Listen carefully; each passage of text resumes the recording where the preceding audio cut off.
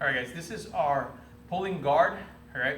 Now, this position, guys, most of the time, I tend not to allow my students to pull guard from standing, but in a safe self-defense situation, if that has to happen, how do we do it correctly and how do we get to the strongest guard?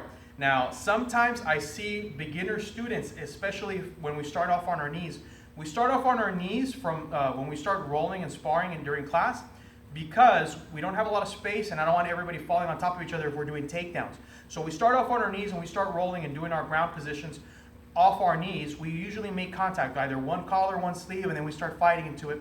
And then I see people pulling to guard, but then pulling to guard incorrectly.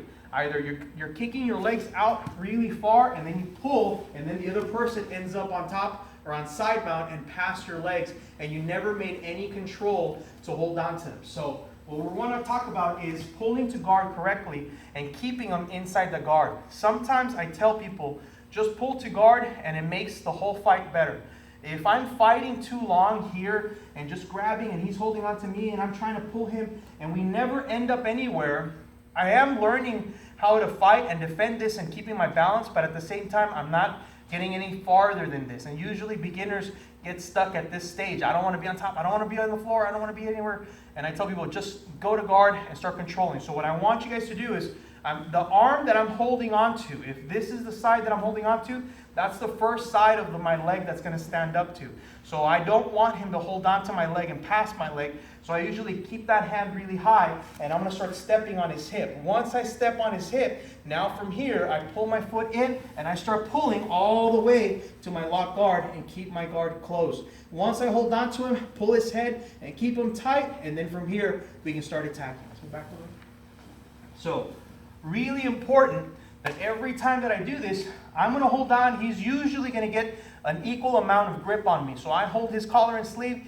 He usually holds on to my collar and sleeve too. Now from here, I'm going to take my step. I'm going to step on his hip. My foot comes under. I pull through. I can keep him here for a second, like both feet on the hips. But then I eventually really want to get him into close guard. So I'm going to slide my feet off his hips, pull him all the way through, even pull myself under, and now from here, both feet wrap as tight as I can around his body, and now from here, keep his head down so he's not able to look, he's not able to raise up, and he's not able to pass my guard. If he starts raising up and he starts pressing on my belt and start doing these things, he's going to start passing my guard, and it makes it easier for him to control or for him to fight me, all right? So every time I pull, lock my feet, cross my ankles as tight as I can, pull his head down, keep him down, and then whenever you're ready, his hands are down, now I start attacking into a lock or a choke or something else is going to happen, but only when I'm ready, not when he's ready, all right? So make sure you guys pull and keep that person super tight, pull his head and keep him there, and he's not able to escape, all right?